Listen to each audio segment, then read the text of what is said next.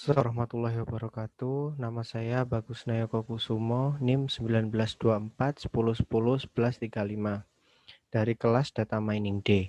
Kali ini saya akan menjelaskan tentang modul 1 yang membahas tentang NumPy atau Numerical Python.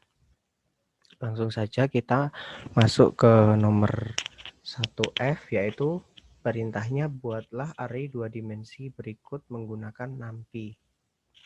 Nah, jadi kita akan membuat array 2 dimensi menggunakan NumPy Python. Langsung kita masuk ke kode programnya. Nah, ini kode programnya. Yang pertama kita lakukan adalah import NumPy as NP. Nah, import NumPy ini berfungsi untuk mengubah mode Python menjadi numerical Python yang berfungsi untuk menampilkan sebuah array menjadi dimensional array. NumPy ini juga memiliki keunggulan selain memakan memori yang rendah, juga runtime-nya semakin cepat jika menggunakan numerical Python untuk mengoperasikan bilangan-bilangan seperti matrik seperti ini.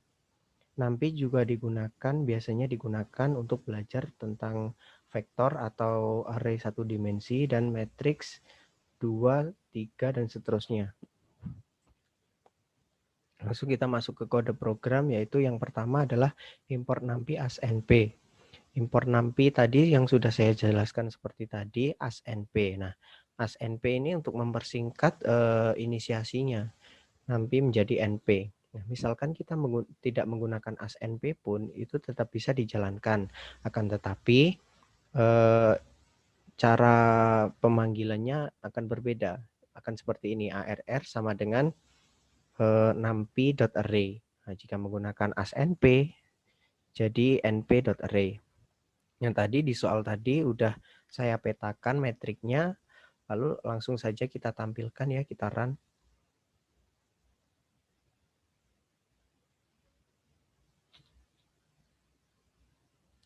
Nah, jadinya akan seperti ini. Matriks 2 dimensi 445, 764, 974, dan 637.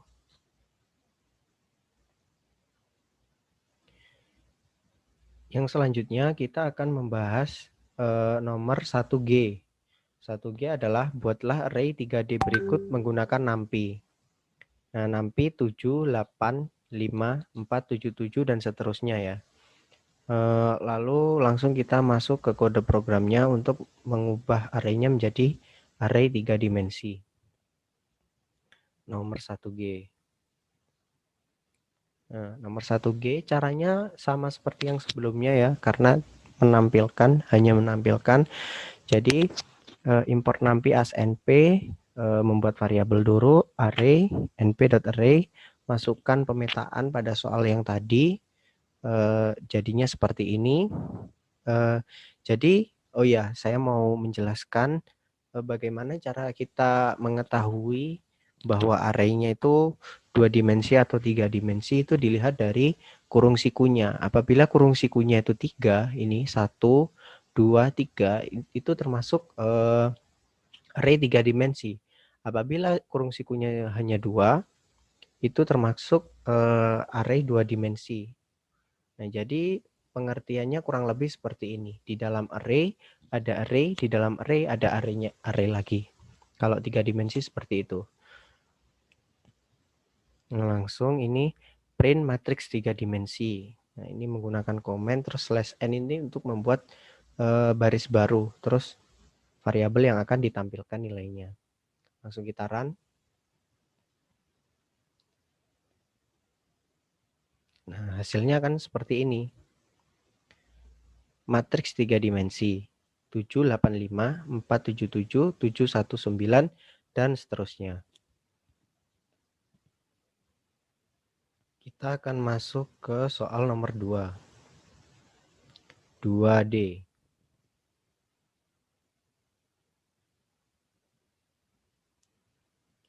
2D adalah tambahkan satu, ada aturan ya ini, tambahkan 1 pada setiap bilangan di baris ganjil. Nah, cara menghitungnya adalah seperti ini. Ini baris indeks ke 0. Ini adalah baris indeks yang pertama. indeks kedua, ketiga, terus indeks keempat.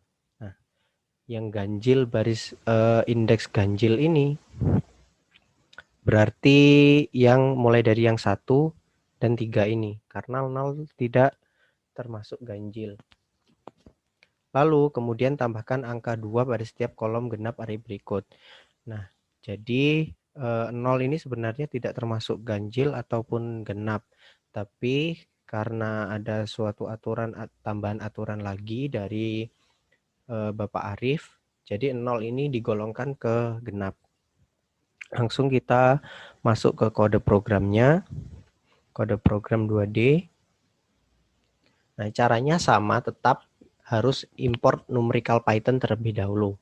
Lalu kita membuat variabel matrix np.array, lalu kita buat pemetaannya. Setelah itu, dari aturan-aturan tadi, kita pakai for. Ya, for i in range len metric, artinya untuk i dalam jarak len metric. Nah, metriknya ini kan ada 5, berarti for i in range 5. Jadi bisa dikatakan for i in range 5 itu nilainya 0 sampai 4. 0, 1, 2, 3, 4. Setelah itu kita masuk ke jika i modulus 2 sama dengan 1. Yang pertama tadi kan 0 dulu ya. 0 di modulus 2 apakah sama dengan 1? Berarti tidak. Maka dari itu tidak ditambahkan dengan 1. Lalu for x in range len metric i. Nah, tadi kan di baris indeks ke-0, di baris indeks ke-0. Nah, ini di baris indeks ke-0 itu kan ada 4 ya. Berarti for x in range len matrix i itu ada 4. Berarti 0 sampai 4. Jadi maaf, maksud saya 0 sampai 3. Jadi if x modulus 2 sama dengan 0. Nah, 0 di modulus 2 kan hasilnya 0. Nah, berarti memenuhi. Berarti matriks I indeks ke-0 ditambahkan dengan 2. Nah, tadi matriks I indeks ke-0 itu adalah 1 ya. 1 itu ditambahkan dengan 2. Jadi hasilnya nanti 3. Nah, begitu seterusnya, langsung kita jalankan saja kode programnya. Nah, jadi hasilnya ini 3 ya, benar. 3. Nanti dan seterusnya. Nanti kalau ini sudah 0, nanti kita ngecek yang 1. Nah, 1 modulus 2 itu 1. Dan seterusnya ya. Pokoknya ini 1 modulus 2, ini kan 1. Berarti memenuhi. Jadi ditambah dengan angka 1. Nah, ini.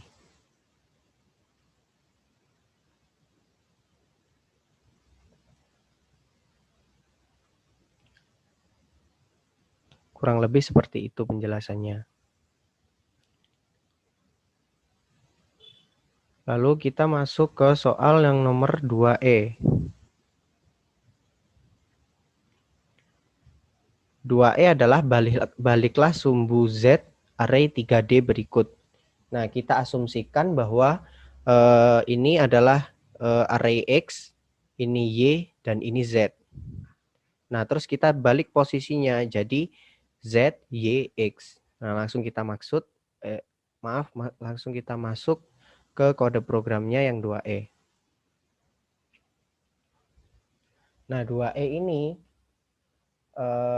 caranya sama, tetap import numerical Python terlebih dahulu, lalu print sebelum XYZ tadi yang di soal tadi.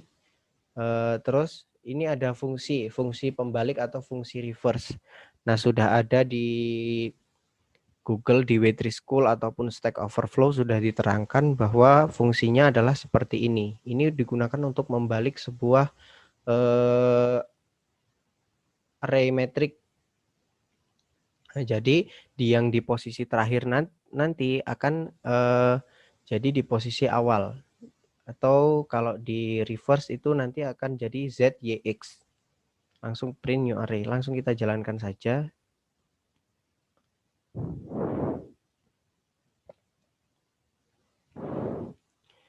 Nah, di kode program sebelumnya 785 ini termasuk anggota dari X tadi ya. Nah, setelah di reverse jadi 293. Nah, 293 ini anggota dari matriks Z tadi. Jadi matriks Z terletak di urutan yang nomor pertama. Yang selanjutnya kita akan membahas tentang nomor 2F. Ubahlah array pada soal E menjadi array 2D berukuran 6 kali 6. Gunakanlah perintah reshape. Nah, jadi kita akan mengubah array 3 dimensi ini menjadi array 2 dimensi dengan ukuran 6 kali 6. Langsung kita masuk ke kode programnya. Caranya tetap sama, yaitu tetap import numerical Python selalu ya. Soalnya ini tentang number. Setelah buat pemetaannya, nah ini yang tadi kan ini adalah terusan dari soal nomor 2E. Nah, ini dibalik terlebih dahulu fungsi pembalik ini, yang ini dibalik jadi matriksnya jadi Z, Y, X. Nah, terus tadi disarankan memakai perintah reshape. Array 2 kita buat variabel baru, array 2 sama dengan new array dot reshape. Nah, perintahnya dot reshape 6,6. Nah, ini menandakan bahwa ini adalah matriks 2 dimensi. Jika misal matriks 3 dimensi itu akan misalkan 2,2,2 itu adalah matriks 3 dimensi ya. Kalau nilainya ini cuma 2 berarti bisa dikatakan ini adalah matriks 2 dimensi yang memiliki ukuran baris 6 dan kolom 6. Langsung kita jalankan.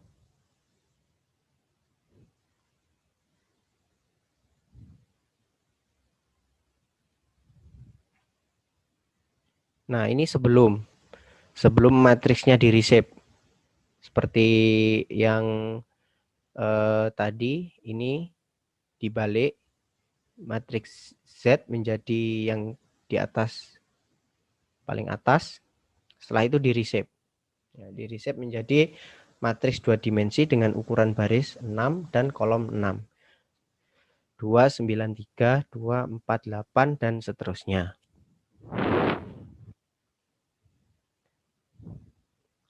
Lalu kita masuk ke soal nomor 3, yang E.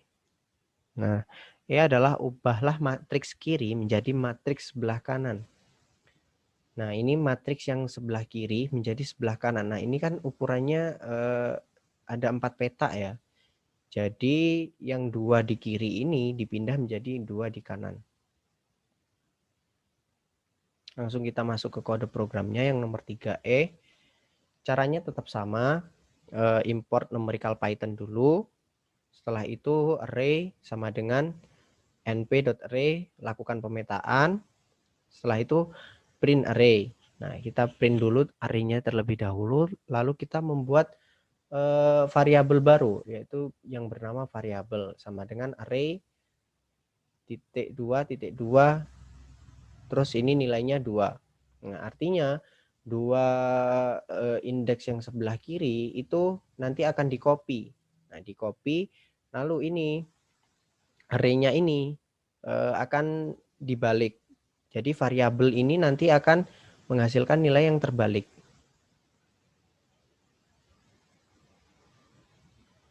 Sebentar.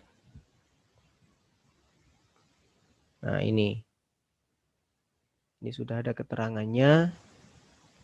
3 dari bawah ini harus dibalik juga. Nah, jadi variabel yang kedua ini nanti kita akan caranya sama seperti yang tadi, yaitu 3 dari bawah itu akan di-copy, lalu ini akan dilakukan pembalikan. Nah, ini disimpan supaya tidak hilang. Jadi untuk mengganti nilai dari variabel ARR, lalu disimpan lagi ke variabel yang kedua. Langsung kita run saja. Nah, hasilnya akan seperti ini. 9318 526, 10, 944, 6, 10, 7, 5, 10, dan seterusnya. Kurang lebih dari saya seperti itu. Sekian, apabila ada salah kata mohon maaf. Wassalamualaikum warahmatullahi wabarakatuh.